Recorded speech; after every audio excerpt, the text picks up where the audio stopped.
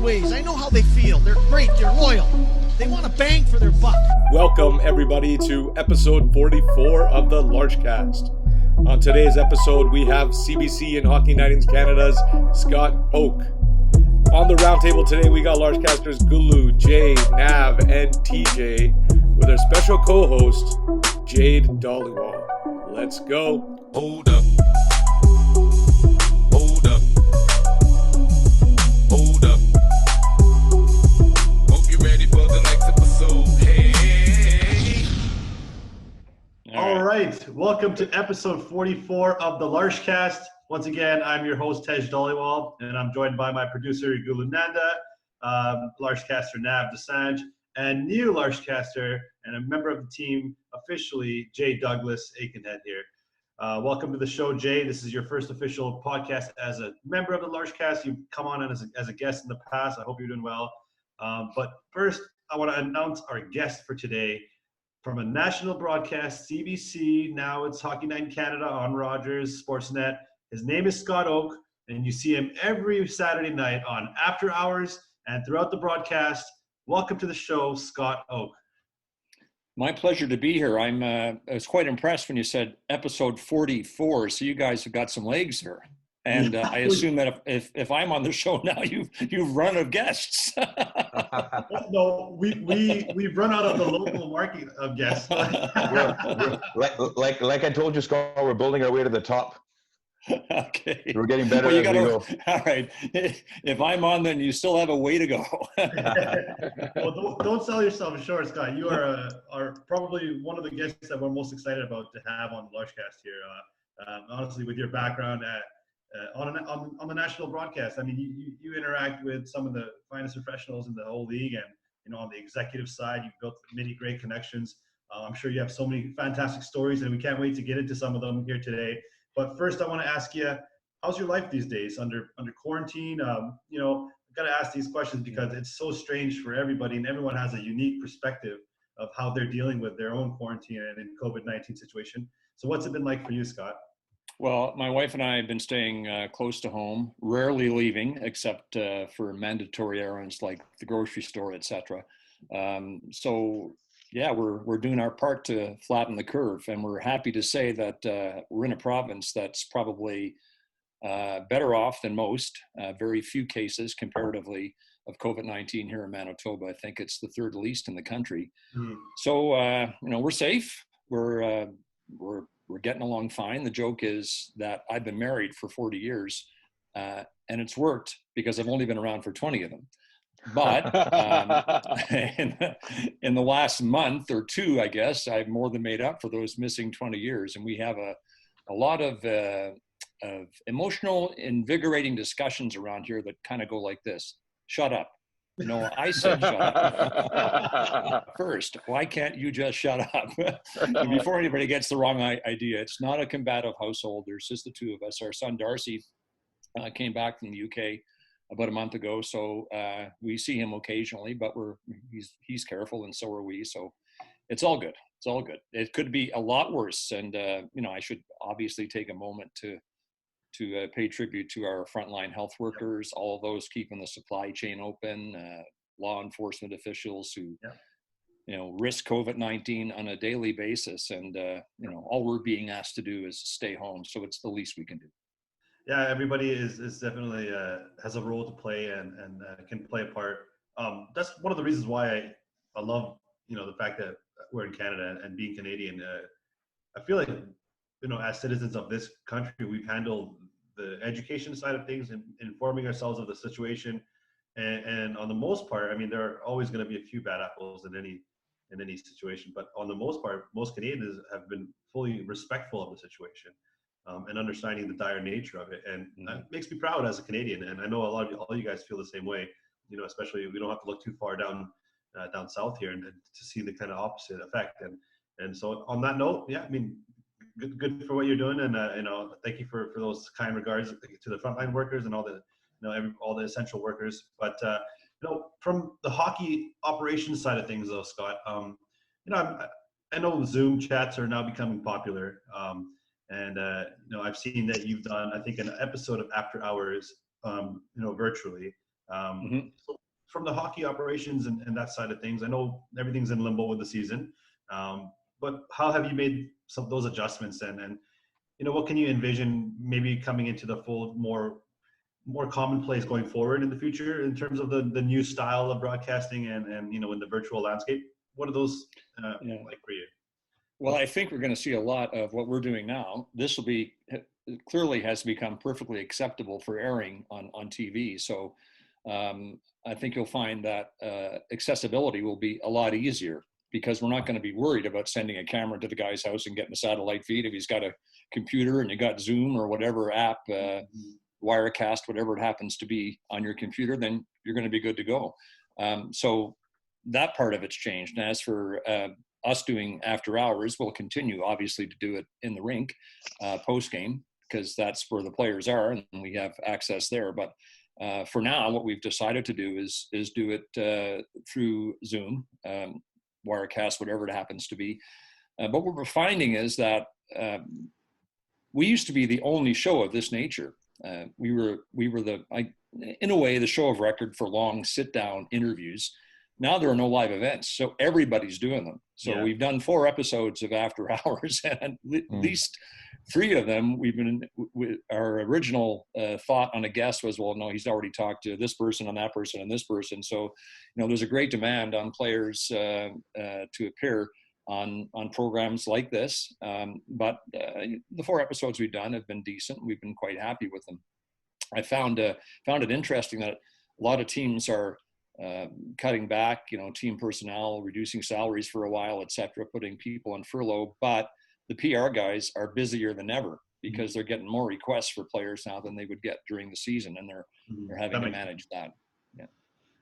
Yeah. So go ahead, Nav. I just had a kind of a follow-up there. I thought your broadcast has always done a really good job of integrating technology into how you ask questions. You pull Twitter, you try to pull other video aspects and clips to show players, so you get some live interaction. And I'm just curious if you think now that this kind of Pandora's box has started to open with how we communicate and how we share information, you envision kind of using more of these technologies and apps and stuff to integrate into your normal programming? In some cases, I suppose, but the guts of our show basically is social media via Twitter, and we take questions that way, and we play back video that we, will allow the player to tell a story about himself, get to know him better. So that's not going to change. But on occasion, I guess I could envision if we wanted to talk to, a player in the East and we're in the West, and he's an interesting guest, sure, why couldn't we do it this way? So, it's opened up a whole new frontier, I guess, for us in a lot of ways, and we wouldn't rule out doing that. Yeah, for sure. And just to close it up there, like for me, what is really standing out is like, obviously the games are eventually going to come back, but it's going to be without fans. So, and, it's be really interesting to see how we use these platforms as fans to interact with your program or, the games themselves. Yeah, it will be. I'm, fascinated by the prospect of games in rinks with no fans, and the logistical nightmare that it's going to be, which the NHL is doing its absolute best to conquer. But social distancing, et cetera, and testing, how's that going to work? Bill Daly's been on the record as saying that it won't be at the public's expense, so that's a key. And there are about 50 other details to work out. But selfishly speaking, I was thinking if, I could be at Rogers Arena one night doing an opening where we usually do it up on the, that's the 3rd level, I think. And I'd have to whisper as I'd be afraid the players would hear what I'm saying. So, I don't know. It's and that's if it will depend on how the broadcasts are even going to work. Will the broadcasters even be in the rink? Yeah. That's another thing to be decided. So. And overall, is the whole concept, the whole enterprise, going to get started at all? I know the NHL wants to do it, and as I say, there's a myriad of details to conquer, but we'll see. We'll see if it can work. It's so true. Go ahead, Nav. Yeah. No, just following up on that. I think there's a lot of discussion on Twitter to see if it's even a good idea to start the NHL again. Where do you stand on that? I mean, obviously we want to have entertainment. We want to have something to watch, but is it health-wise in the world where there's bigger problems right now. Is this something that you can agree with? Before you answer, Scott, this is a question I actually wanted to ask all of you guys. So we'll have Scott answer first, and I want to open this discussion up about the future here and whether, like Nav said, it's a good idea to go down this road of games without fans. Go ahead, Scott. Well, look, if it can work, and the NHL, I don't think is gonna cross any lines here or put the public or their players at risk. They'll take the advice of health professionals, and if they get the all clear that it can work and it's a feasible thing that will not help touch off a second wave of COVID-19, then they should do it. Why not? I personally, selfishly speaking, would say that I'm sorry for every time that we got locked into a series that I thought might end in 4, so I'd get a couple of days off between rounds, and I'd be moaning and groaning that we have to go back to this city for Game 6 or Game 7, and I'm not going to get home between rounds. I'm sorry I ever complained. I want to on the record on the LarschCast is saying I'm sorry that I ever complained about that sort of thing. And if you wanted to start now and play 9-game series, I'm all in favor of that because I miss it so terribly. And I want to get back to work. I want to that was a great answer on one side of it. I want to hear your opinion on this because you've been around the game for a long time. I think you joined CBC 1974, I believe. So you've been around many eras of the game before any of you guys were born, right? Exactly. Yeah. even our resident old man here, Nav. Even I was born 9 years later, man. That's amazing.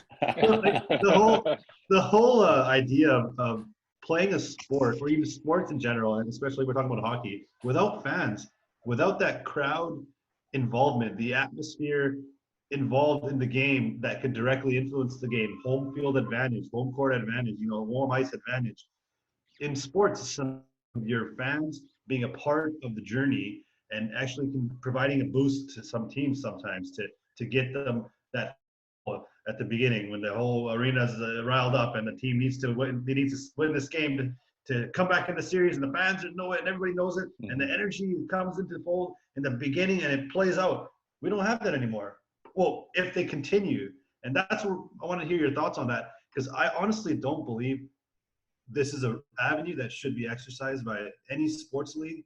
I think the fans and the in-game atmosphere is so synonymous with sports that to remove that is to remove, like, you're cutting out a part of an organ, of the body of sports. You're cutting out like a limb. So I don't understand how we can even fathom going forward in this direction. I would rather cancel the season. That's how I feel. What are your thoughts on that, Scott? You know how many letters in the word? 5? Money. Yeah, There's TV contracts. Players don't want escrow to go up to 30%. The league doesn't want to lose 150, 175 million that it could get back. Now, money weighed against people's lives clearly is not worth it. Shouldn't be done. If there is any threat that this could touch off a second wave of COVID-19, put people's lives at risk.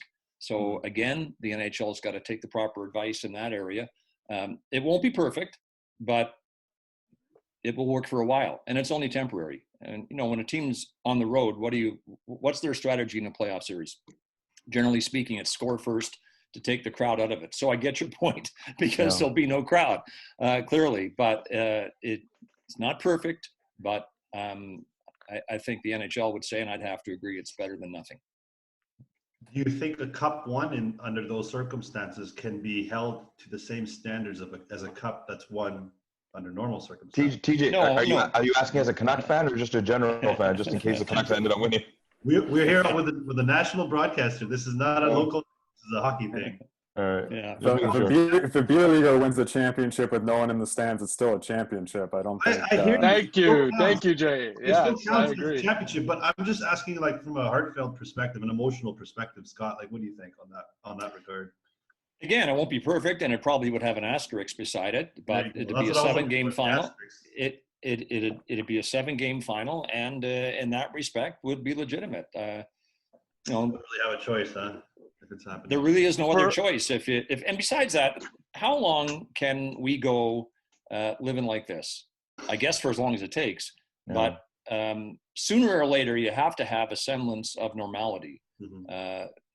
And professional sports starting again, and again, I qualify this by saying as long as it doesn't place people's lives at risk, and they get the proper direction from health authorities, it's not a bad idea. Okay. Now, I mean, as a fan, heck yeah, I want hockey to be back. I need something to do, need something to watch. But now, like, you know, as a husband, as a father, just the fear, like, you know, you watch downtown Vancouver this week where some of the restrictions have been lifted and Kitts Beach was filled with thousands of people. Hockey players are human beings. I mean, their fathers, their husbands, but more than suppose there's some dumb hockey players. So what's to say that some of these guys won't follow the rules when they're in a certain city, might go out to a restaurant, might go somewhere, and maybe you'll get the virus. And now you're infecting maybe another player. And not even the players. It's like the media personality that'll be allowed there, the scouts, the coaches, whoever's in the building. I mean, the trickle down effect, to me, is it worth it? Like if one guy gets it 2 weeks into this experiment, now you're going to shut it down all over again. That's a fair question. If one guy, if somebody tests positive, does it sink the whole enterprise? And it could. But I guess I thought the NHL was dealing from the point of view of one giant quarantine. The players are not going to have the run of the town, that they'll be going directly from the rink to the hotel, practice, hotel, etc. And that in itself is a logistical nightmare. But to me, the thing is, absolutely, but will every single player follow those rules? Will every single coach is probably yes, will, but players, you can't trust all of them. I mean, we learned in the past, right? They'll find ways to find entertainment if they're stuck in a hotel room for a month and a half. I mean, I'd be hoping that they learn from Rudy Gobert or whoever it was in the NBA when we were filming episode 40 there. You know, that news broke that, you know, Houston, he basically shut everything down because of, you know, his negligence. But the funny thing is, learn from those kind of errors in the past. The funny thing with that now, Jay, is though he's actually considered a hero in a way, is because if he wouldn't have done that, God knows how many more people would have been infected without knowing. It's true. So his stupidity actually probably helped shut down all the major sports and probably save lives. Right? You're right about it. One negligent act can shut it all down. So it's and what Scott is saying, there's no other choices that we have, and we have to go through. But let's get off of the COVID situation. Well, listen, I think, just let me say this. I think that these questions are better placed to the NHL and health officials than they are to me. All I know is that if it can work without putting people's lives at risk, why not take a chance? No, for sure. That's very fair. Scott, let me let's go more to a sentimental roller coaster ride here. I want to ask you. You've been around the countless great teams, countless great players. You know, is there any particular series or player or performance that you would say is your most memorable? You know, being around situation or player, whatever it was. What was your most memorable moment as a part of the hockey enterprise that you know in your life here? Well, generally speaking, it's probably the Stanley Cup celebration when the night the cup is awarded, and you know, players are on the ice with the cup. In a lot of cases with their families, it's almost a slice of Canadiana.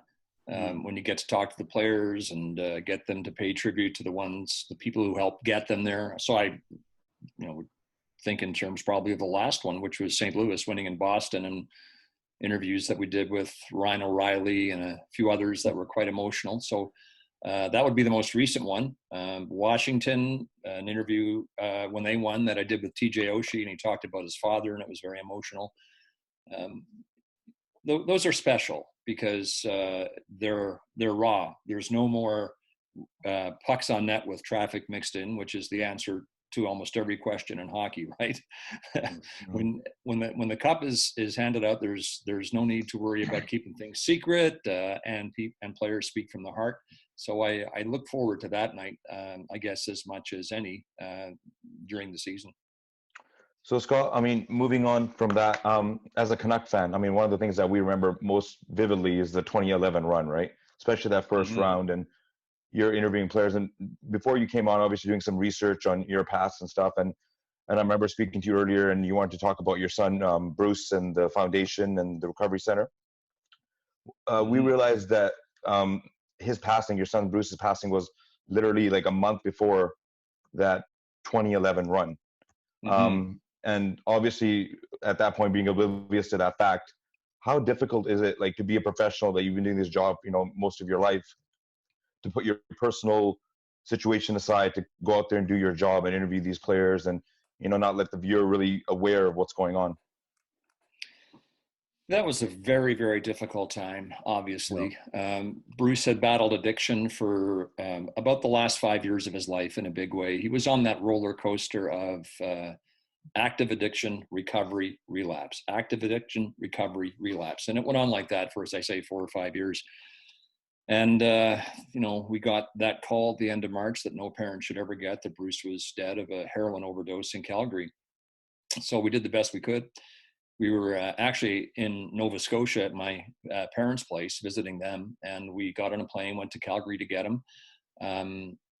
We decided on the plane, as we wrote his obit, that we weren't going to hide behind what claimed his life, that there was no shame in addiction. And so the first line of Bruce's obituary reads, "Tragically, Bruce Oake lost his battle with addiction at the tender age of 25. And that was the start of the project that is now, as I speak, becoming a reality, because construction of the Bruce Oake Recovery Centre is underway. And the facility will be finished in just over a year and open for business, 50-bed long-term care facility. And we're very, very proud of how far we've come. But Nav, to your question about going back to work, not too long after that happened, took the next weekend off. I think I went back to work the week after that, and it was would have been the last game of the regular schedule in Calgary. It was hard. It was really hard. But I felt that, you know, I was faced with a choice as to whether, and I could have said to the crew and the producers at Hockey Night in Canada, I can't come back this year, and they would have perfectly understood. Yeah. But when you lose a child, you've got choices. One is that you can grieve for as long as you want. The other is the world keeps spinning. You can get back on it. And I just decided for my mental health, it was the best thing to do. So I did. And I got through the playoffs, and the 2011 run was obviously special for the Vancouver Canucks. I was able to compartmentalize a lot of things. My grief, I guess, in particular. And then when summer came, you know, I took some time to reflect and carried on. It's just the way I thought that I should deal with it. My wife, on the other hand, had a much more difficult time, as you would expect a mother would. She took the better part of a year to get herself, you know, back in the mix. But we were always confident she could do it. So people deal with it in a different way. I'm not a hero for doing what I did at all. No. It's just that it was the best thing for me at the time. Hero or not, you showed a lot of strength and courage to do what you did. And you know, it's a powerful story, and it's a powerful lesson. I think what you said was very wise at the end there. You have a choice to, you know, continue grieving, or, you know, recognize that the world keeps spinning and that you have to move on and move forward. And you mentioned the charity. I do want to say, though, that I'm not disparaging anyone who wants to, you know, take as much time as they have to grieve, because that's what works for some people. Teach their own, right? I mean, exactly. There's no book on grief. My wife is a healthcare professional. She was a palliative care nurse for 10 years, visiting the homes of people who had only months to live, to administer medication, etc. And so she knows a lot about grief, and she dealt with it in her way. But she always says there's no book on grief. You just figure it out and carry on the best you can. There's a ton of people out there who will tell you how you should feel and what you should do. But how you feel is how you feel, right? Absolutely. I know that sounds trite and simple, but it's been part of our credo. Well, sometimes I want to things are the most true, and it's exactly right. There's no book on it. But I just want to say, like, I appreciate so much your family being forward with it, and I think, you know, talking about the addiction issues is so important, not only for, I think, you know, one family's own grieving process, but to share that message and to help others, so that they can help other people in their network. So I did want to hear more about your foundation and where you guys are at. So yeah, when Bruce died, we had this grandiose idea that we would build a facility started a foundation, and the goal was to build a facility. We didn't really know initially how to get there. It took some time, and years in, we were blessed to hook up with someone who could navigate the halls of the legislature and city hall, et cetera. And then we really started to get some traction, and we started raising money. We have our capital campaign ongoing as we speak. We've set a target of $16 million. We've raised about it's around 12 right now, so we're closing in on our target. Congratulations. Yeah, Awesome. the response of the community has been stunning. We get donations on a daily basis to our foundation. We get large and small. They're all touching because we appreciate every dollar we get. After that, we get a lot of $20, $50, and $100 donations. If you're given $20, you got to think long and hard about whether you can afford it. Yeah. And so the 20s, the 50s, the 100s, they're like donations. And as my wife has taken the time, a lot of time it takes to add those up, and they total somewhere now around $90,000. You have to you get a ton of those to get it up to that amount of money. So we see that as the will of the community. The community is voting on the need for this facility. It's special because it has two major continuum of care. Bruce had the best year of his addicted life at a long-term facility in Calgary. He stayed for a year, and we often conclude as a family, if he had stayed for 2 years, he'd still be alive. So at the Bruce Oake Recovery Centre, those seeking recovery can stay for as long as it takes to get it right. And that could be a year, could be 2 years, could be 3 years. I'm not disparaging short-term programs because sometimes they work for people. Often, I guess, if you got the money and it's private and you can go to a 45-day program and it works for you, God bless you. Yeah. But in our experience, those programs, because Bruce was in a number of them, weren't long enough for him. So we are married to this idea of a continuum of care. And the second cornerstone is that anyone who can't afford to pay will not be turned away. They'll be covered by a combination of social assistance and fundraising. So for them, it'll be recovery at no cost. And that's a game changer in the world of addiction recovery. So we're going to get it done. I mean, the building is, as we're going out tomorrow for a tour, it's rising above ground. The basement's been poured. Now we're going to see it start to take shape in the next couple of weeks and months. And we're really inspired by the support of the community and how far we've been able to get. So That's great. yeah. So my question to you, Scott, I love the idea of what you're doing. I was actually thinking about this yesterday because, in Vancouver, we have, you've been here plenty of times. We have the same issues here, and it, disproportionately affects the indigenous communities of this, of the city. And I was thinking, what role does an education play in, helping somebody recover from an addiction? So would your foundation have some sort of educational aspect to it where, when the person who is battling addiction is ready to step back into a community, they'll have, maybe skills so they can, start building their life again? Of course. Well, the way our program will work is it's modeled after one in Calgary called Fresh Start. Fresh Start's a long-term recovery center that's been in existence for 25 years. It's 3 times named by the Fraser Institute as the #1 recovery center in Canada. And in 2014, I think it was named Canada's #1 social service agency for giving men their lives back. Inclusion is... Pardon me? Yeah, it was happenstance that we met the people from Fresh Start, but they've been outstanding in advising us, and it's their program that we'll be running at the Bruce Oake Recovery Centre. A key component to recovery is inclusion.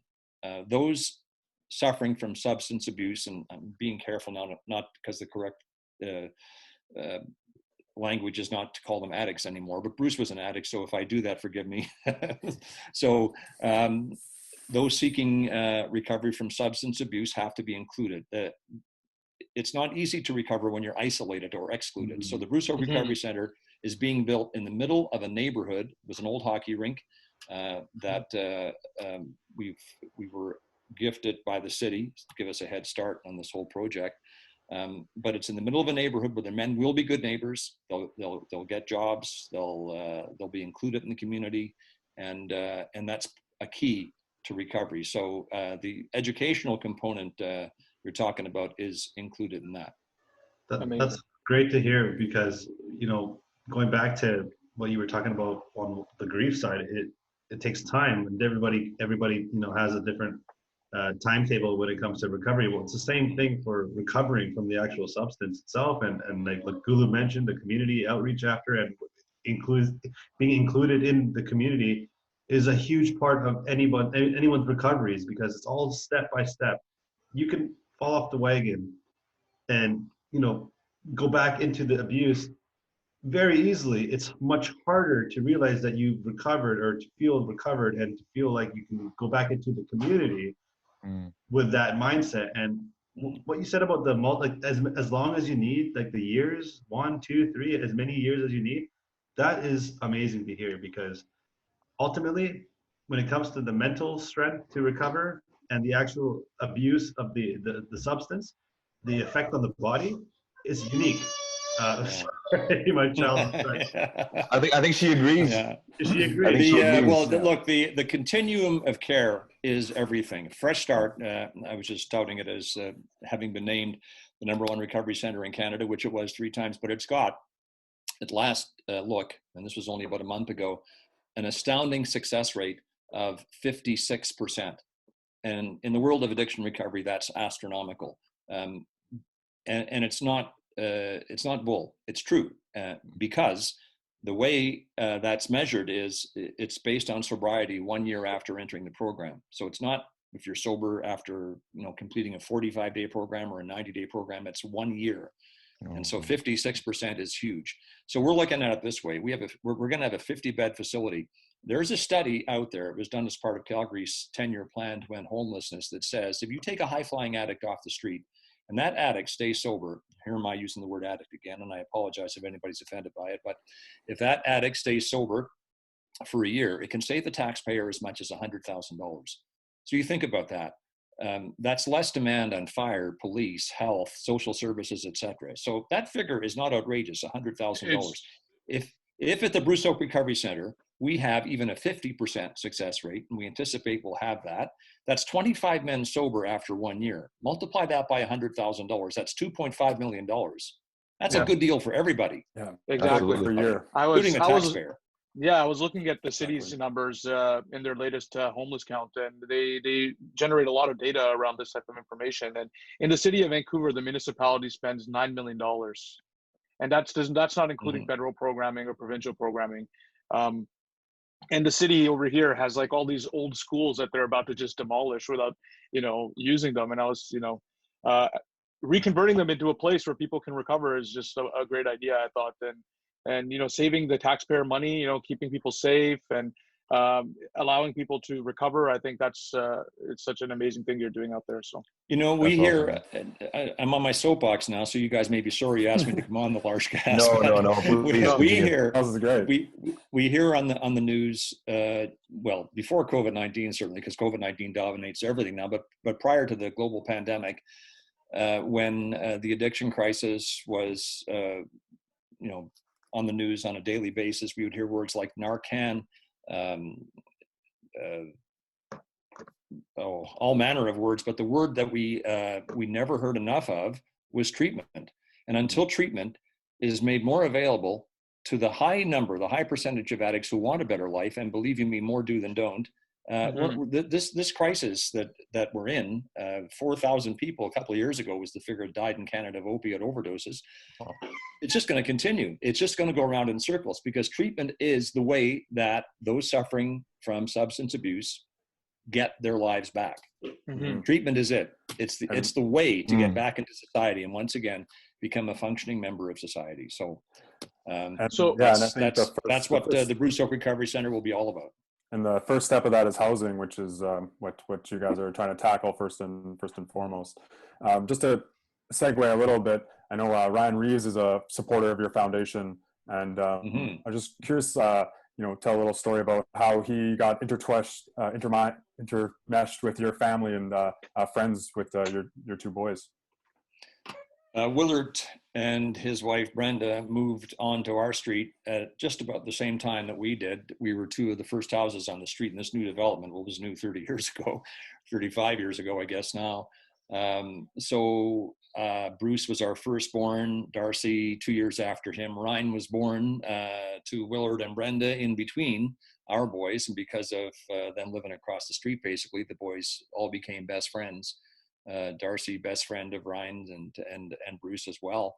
Ryan was in our house a lot, just always around, right? I can recall coming home from work sometimes, and there'd be a pair of size 15 shoes at our front door, and I'd think, who's in here? And that was Ryan at 12 or 13. Has to get his skates specially made. He's got size 15 feet. So Ryan was really basically a part of our family. And when I talk to him on the air, and I know that interviews I've done with him get a lot of reaction, I would like to think most of it good because they are entertaining. But the camaraderie is very powerful. Very obvious. Sure. It's very obvious relationship. Yeah.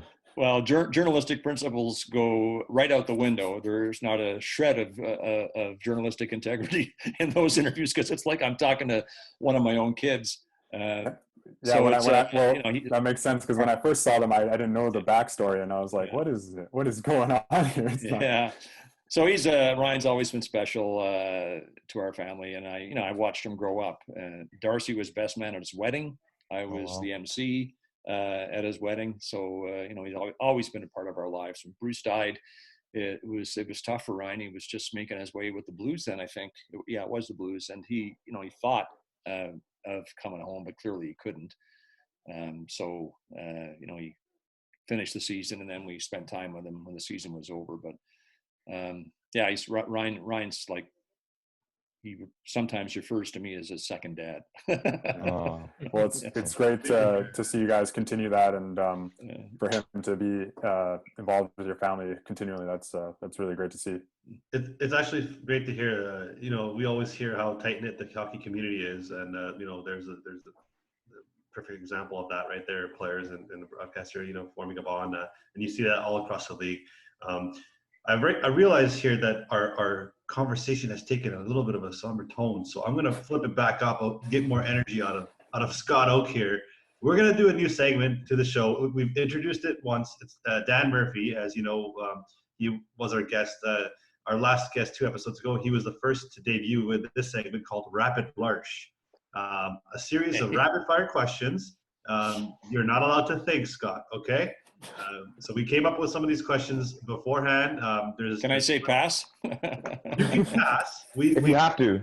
We came to the conclusion that you are allowed to pass because we don't want to get you in trouble. And but the questions aren't out to get you. They're kind of cheeky and funny. So basically, if you want to pass, or I'm going to circle back to it after. If you really want to pass twice, maybe I'll circle. No, I'm just kidding. If you pass twice, we won't ask it again. But try not to pass. That's where we are. And let's start. Are you ready? It's called Rapid Larsh with Scott Oake. Scott's just taking a sip of his water there. He's getting pumped. So he's getting. I'm getting dry mouth here. I'm getting nervous. Okay, if you're ready, we're gonna start Rapid Larsh. Okay. Question 1. Canucks or Leafs? I'm a national broadcaster. Pass. Well, there goes question number 2. Based on your home province, I was going to say the Jets versus the winner of that one, but okay, we'll skip those. All right. Better co-host, Kelly Rudy or Kevin Weeks? Kelly Rudy. Okay. Best hockey commentator in the game? Ron McLean. Okay. Which singer comes to mind when I say shots, shots, shots, shots, shots, shots? LMFA, whatever it is. But how could a man of my age not have known shots? I don't understand what he was doing there, why he thought that I should know that. But and then I looked up the lyrics, and I knew I didn't know it. Oh, that's great. That's the actually you're referring to, though, Nashville and round 2. Yeah, no, 100%. Yeah. Canucks fan. I love Scott's reaction. He goes, so more shots? He's like, yeah, okay, all right. And he just walked away. Kevin's like, all right. Favorite, awesome moment. Favorite city to visit? Vancouver. Nice. Okay. Tell that to all the free agents that we want. Okay. Here's a good one. In their primes, their respective primes, who would win in a fight? Ryan Reeves or Gino Ojic? Hey, Ryan Reeves. Ooh, Ooh. thrown down. We'll take it easy out of respect. He's your neighbor. He's a tough boy. He's tough. He's tough. 100% he's You tough. feel strongly otherwise, but I want to amend that answer. It would be a 2-minute tilt, which in the world of heavyweights is extraordinarily long, and it would be a draw. there you go. Okay. There you go. National broadcaster after all, right? So. Yeah. Okay, so simple yes or no. Will we have a conclusion of this season? Yes. Okay. Who in your mind will win the cup? It's okay. One of the 24 teams, if that's the format they go with. Good answer. We got to get a little bit closer answer out of you there. Come on. Who do you think is going to win the cup? Based on everything, it's open. Everything's going to change, but it's just it's a gut feeling. Which team do you feel strongly about? Their highest chances. Maybe they won't win, yes or no, but who do you think has the best chance to win the cup? Which team? If I had to pick one from the East, I'd say Boston was having a heck of a season. They have a lot to atone for after what happened last year, losing Game 7 on home ice. The West, I guess, would be a little bit more wide open. I'm going to pass because I work a lot in the West. Literally, if it's a 24-team format, anything can happen. I think everybody's going to be healthy. You don't know what guys have been doing.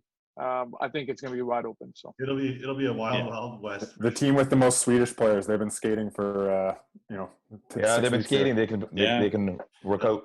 Yeah. And final question for Rapid Larsh with Scott Oake, courtesy of our new LarschCaster Jay Douglas here. Beauty or hosers? Beauties. Hosers. What's the genesis of the question, though? Jay, since we have you on here, Jay, I want you to go into the details of this. Yeah. So for the record, this isn't the first guest that's asked us that question. What the heck that question is? So this is Jay explain it. Yeah. So part of my hobby is to make games as entertaining, as fun as possible for fans. So I've had these signs for almost 7 years now. One says beauty and one says hoser. So typically when something good happens, you say beauty, or typically when something bad happens, you say hoser.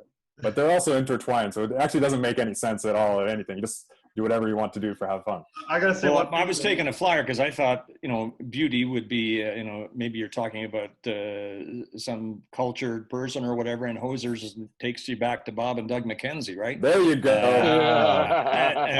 And I would probably be closer to a hoser than a beauty myself personally, so that's why I went with hoser. So if that makes any sense. That's a beauty. That's a beauty right there. It's taken us 44 episodes to figure that out. If 44 episodes later, we finally know what either question means or what either answer means. He broke it down. He broke it down perfectly. It's great. There you go. This is the part that's funniest to me. So we've had 44 episodes now, and we've asked this question to every single guest that's come on the show. Before Jay was on the show, he'd ask it as a write-in question. The last two guests are the first two out of the entire history of the LarschCast to say hosers. Everybody else would say beauties. So Scott Oake and Dan Murphy, there you go. They're on the hoser train. Yeah. Well, I think most people that are fans of Hockey Night in Canada and After Hours, I probably would fall under the hoser category. So I'm comfortable with hoser. That's good. So that's the end of Rapid Larsh. Scott, we have a few more minutes for the end before we let you go. I also want to go around the table. Jay, anything else you want to take this time to talk with Scott Oake about? No, I really want to ask about Ryan. So I'm really happy with that story, and I'm really pleased that he's still giving back to your family, and you guys are connected. That's the hockey community, like Tej said, is so intertwined and tight, and I love those little stories like that because I definitely have some myself in the hockey world, and it's great to see them in all their pockets. Ryan makes a point of coming to our major fundraising gala every year, and he donates a trip to Las Vegas, tickets to the games, Cirque du Soleil, hotel, etc. He spends time with the winning bidders. He's very committed to the project, and that's a sign of the love he has for our family, and he had for Bruce, and we love him for it. it's great to hear that side of Ryan because, you know, from a hockey broadcast point of view, you don't really focus on the players, you know, what they're doing behind the scenes a lot. And you know, I guess it's not entertainment as it doesn't sell as much, but to hear that, it does paint a different perspective of the player himself. And really appreciate hearing that too. So I have one before we let Scott go is, before Kevin Bieksa made the jump to, you know, the media, it was kind of obvious that he'd probably be one of those kind of guys, had the personality, he was always great on after hours. Is there a current player in the NHL right now that you think after his career is over could do what kind of Kevin's doing right now and be successful at it? I don't know if there's anybody as adept at it as Kevin was. He was very comfortable in his own skin on TV, certainly on after hours. He became one of our go-to guests. I think we've had him on the show 4 or 5 times. So he was special, no doubt about it. And he can drop into Hockey Night in Canada and sit on the panel with Ron and Elliot anytime, and Kelly, and do a wonderful job like he's been there forever. He's just got it. He's got, I guess, the Q factor. He's got the ability to get his message out there, and with the degree of humor, which is key to his delivery. So I can't think of anyone who I would put in that category right now. Although I'm sure there are some. Yeah, there you go. Thank you. Okay, Gulu, anything else you want to add with the? Here's my daughter Jane, by the way. She just wanted to join the show. Hey Jay. Hey Jay. Hey Jay. Hey Jay, as I said to Snoop Dogg, what's crackling, nephew? Oh, she's beautiful. Gulu, anything you want to add? That's awesome. No, I want to thank Scott for joining us. It's been an amazing episode. Very thoughtful answers, and we can't wait to see you here in Vancouver once the pandemic is over, and have you in our live studio, hopefully, and we can discuss hockey over a few brews if that's what you're into. So. Hey, I love discussing hockey over some refreshments. I must say that earlier on the rapid fire questions, favorite city to travel to is Vancouver, and I wasn't making that up. First of all, I love the climate. I know we've had some snow there the last couple of winters, but no biggie for me because I live in a climate where you get up at 8 in the morning sometimes to scrape your windshield with your Air Miles card. So. But I love coming to Vancouver. I love the vibe there. I love the hotel we stay in. I love having dinner with the crew the night before the game. I love Rogers Arena, and especially when the Canucks are a good team as they are now.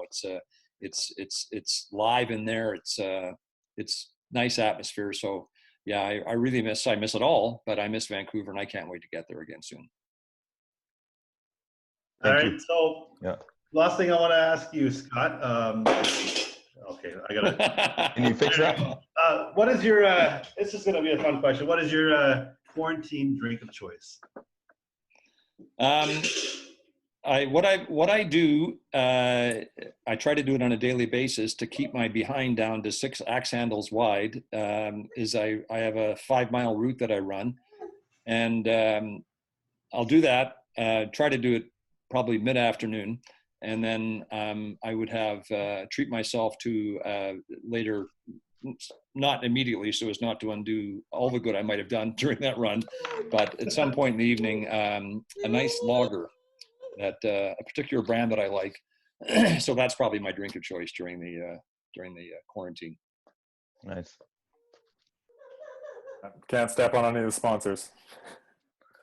What, do you have sponsors? No, you're sponsors. A wild one here. I'm just gonna wrap this up though. I got a wild kid here.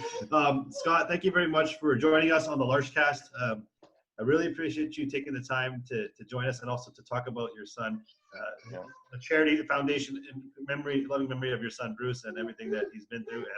And you guys are on a journey now. The journey is going to lead to amazing outcomes for a lot of people in a lot of communities. And from the bottom of our hearts, thank you for what you're doing and the changes you're about to make to the landscape of addiction and recovery. Sorry to use that substance. Yeah. And absolutely, we'd also like to urge our viewers, our listeners, anyone that has any money, like Scott's saying, every dollar counts. So if you have some money, I know it's hard during this pandemic, but maybe when it's kind of over, if you can, go on the website, please donate anything you can, because every penny counts.